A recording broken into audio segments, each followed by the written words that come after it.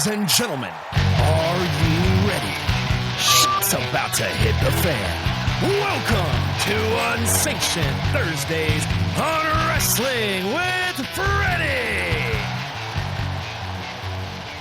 What's up, everybody? Welcome to Unsanctioned Thursdays, the show where we talk about whatever from wherever. Sorry, I gave you a little squoze in one. Anyway, welcome to the show. First, I'll give you guys an update on the show. It's bad and good. So the bad is basically the truck I was driving went off a cliff. The metaphorical truck, I'm fine. And the company that I was trying to work with, not the distributor, but the wrestling company I wanted to work with, we just couldn't come up with a deal. So I'm literally a dude with a TV deal without a promotion. The only promotion I want to buy is probably a little too big. I don't know if it is. I'm literally working this out on the air right now.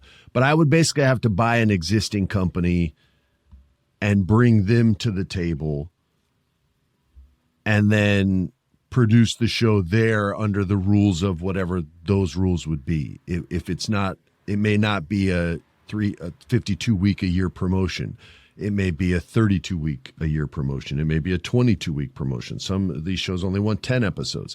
So if it's only something like that where it would be 10 episodes, it's not worth me buying an expensive promotion because I can't recuperate, enough of the money for me or for my investors if I have them. So it would have to be, a minimum of, probably 30 to 40 episodes a year.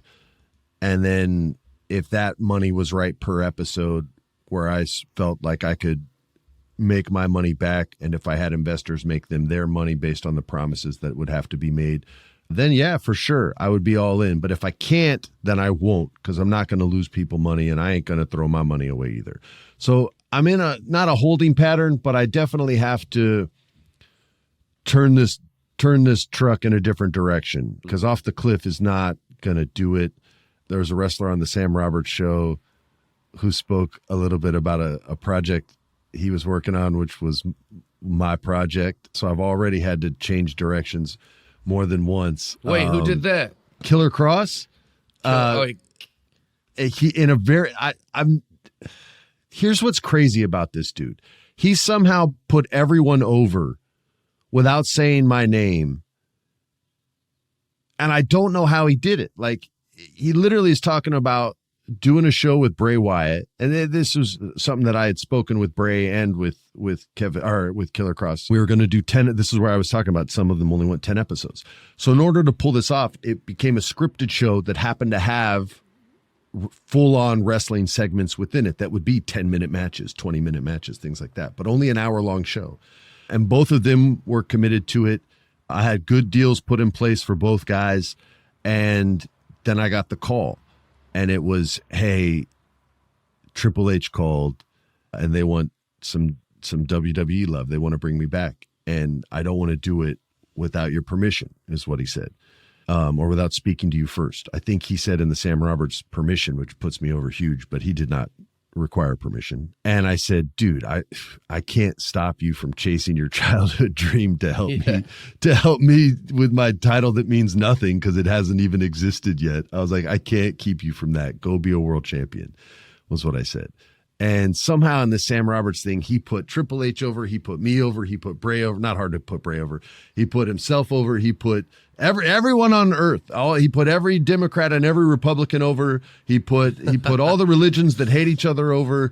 He put everyone over for the first time in the history of mankind. And I still don't know how he fucking did it, but he did it because he's just such a high level, top shelf dude. I really appreciated the way he said it, what he said, and the way he said it. But yeah, so I have to change directions again, which is really frustrating as an artist when you feel you have a clear vision and it gets fucked. It sometimes makes you want to quit. It sometimes strengthens you and says, I'll show everybody. Sometimes it makes you change course and adjust. But no matter what it is, it's a dramatic feeling, and you have to take your time with it. You have to approach these things slowly and logically, not emotionally, not quickly, not in a reactive manner. That's what's gotten me this far in life, and that's what I'm going to maintain doing.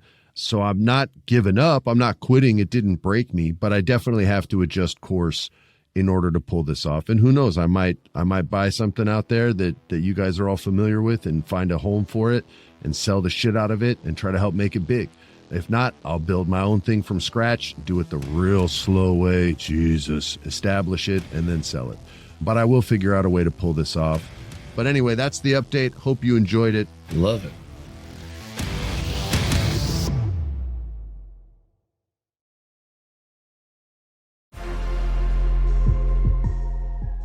Jeff, I know you worked on Christmas, but I did not.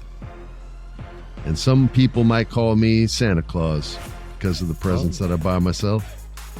And I worked real hard on this son of a bitch, and it took 9 months to get all the parts and everything put together. But your boy got a 1969 Datsun 2000 Roadster with a performance engine in there that is quick as hell. Too quick for me because I drive like an old fart. But it is the hottest car in Los Angeles.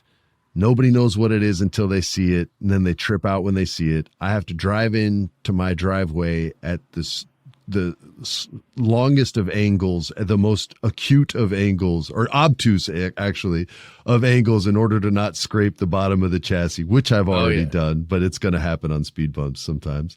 But I literally have to map my routes to different places based on if there's speed bumps there or not, or take to the 280Z. Your car was made by an artist, not an engineer. Very Elon true. Musk did not design that Roadster. No, he did not. A guy named Masamoto did. And I love it very, very much. And I worked so hard for this car, and I'm super proud of it. Not that I built it, but I'm super proud to just have it.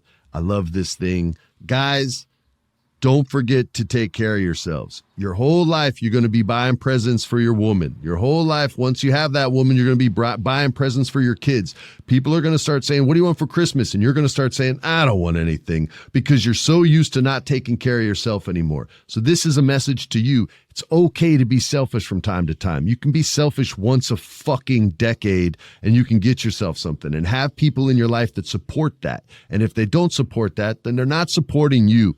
My wife is so freaking cool. I buy the nerdiest shit in the world. And you know how many times she's given me crap about it? 0 fucking times. I play video games. I'm 48 years old, and I still play Red Dead Redemption 2 all the time. You know how many times Sarah's gone, why do you keep playing that fucking game? 0 times. Y'all, these women exist. I promise you they're out there, and they're still super fucking cool. And some of them aren't even gamers. You're like, yeah, but if they don't play video games, then they're going to not get it. My wife doesn't play video games, but she watches reality TV. You know what I don't do? I don't go, oh, you're watching this stupid shit again. No, man. I let her do her thing. She lets me do my thing. And I'm telling you guys, I know you just had the holidays and a lot of people are feeling lonely out there. It's a new fucking year. It's not a new you. It's the same you. I'm just being honest with you. And I'm telling you that there's a girl out there who's super cool and super chill. And for you ladies out there, if you're super cool and super chill, get your ass out there and let it be known. And for the ladies that are lonely, there's a dude out there for you too. I just relate more to the dudes, sorry. And so that's why I give them all the love right now. Anyway, that makes total sense. I just want I you guys think to know that. you in the Roadster is one of my favorite things ever, because I love when celebrities drive. Like, I like when celebrities have taste, is what I like. Okay. This is a weird story, but when I first moved to Los Angeles in 2008, I was dating a girl who was Playmate of the Year 2007, Sarah Underwood. And she, I was just a comedian, but she was very plugged into these kind of parties. She would be invited to all these kind of like parties where there's big celebrities at. Yeah, for sure. And one of the ones was, I was her +1 to this like skating party. And there are all these playmates there. It was like those type of celebrities, not like real big celebrities, just kind of like this people of money and whatever. And so I think the most famous person there was Paris Hilton, right? Now, Paris Hilton invited someone who rolled up in the most incredible, like teal green muscle car, and just was like rumbled into the parking lot. Everyone else came in like taxis or car services, or they drove like their, Yukon or whatever. This celebrity drove in this dope ass muscle car, and all of us were like, cars. who is she? Like, whoever that woman is the coolest girl at this party. That was such an entrance. I like chicks she was that drive muscle actually cars, hot. too. It was amazing entrance. It was the most incredible entrance I've ever seen. And that woman was Kim Kardashian. And it was before she was like big and famous. Sure. I guess she was like some socialite, and she was just at the time came with. Yeah, they would go to parties back then. Yeah, for dude, sure. I couldn't believe it. And I was like, later on, I was like, that's the chick we saw. And if you Google like Kardashian muscle car, the picture will come up of like, I think Kendall Jenner drives it sometimes. It's like a family car. That's cool, man. Yeah, dude, Yeah. I love old cars. I have a 76 280Z. And it's the valet's favorite car to park. They always park it out front. Oh, nice. Because they all say the same thing. They're all like, dude, my dad had that same car back in the day. They all like trip out on it. And my car is not expensive. The Roadster's more expensive than the Z. But it's cost, a fraction of what the Ferrari cost that it's parked closer to the exit to. And I'm always like, oh, thank you very much. Let me get in my $30,000 Z real quick and cruise on out of here by the $1.2 million Lambo. It's the coolest. Well, it's funny too, ever. because like they see the same car. Like every person has the G-Wagon. It's like, yeah, we get it. You're real rich. You have a G-Wagon. But like you lack taste. Like get something like that's like one half the price of a G-Wagon, but like every time someone sees it, they're like, that's a rad car. I love having something that nobody else has. I rarely see the old school Japanese vintage cars on the roads out here. There are some cities where they're much more popular, but in LA, I've seen a handful of Z's out there. We always give each other a little love. And most of the time, it's just dudes in Jaguars going, don't ever sell that car, man. That's amazing. Yeah, exactly. I love that car. I'm like, yeah, dude, it costs a fraction of yours. Right? You could have had it. Yeah. Anybody could have it. Do you still have your cool-ass motorcycle with the rider seat? I got rid of it because once I didn't have my dog anymore, it felt weird to have a motorcycle with a sidecar that I bought just for him, basically. That's what it's called. I thought that was the coolest shit in Los Angeles, by the way. It looked like G.I. Joe and G.I. Joe's dog going to battle every time you posted a picture. I felt so cool in that thing. What was that? What kind of bike was it? It's called a Ural. The reason it was called that is because originally it had some different name, but then Nazi Germany bought a bunch of them. Oh, like the Ural Mountains. So that there wasn't called that at first.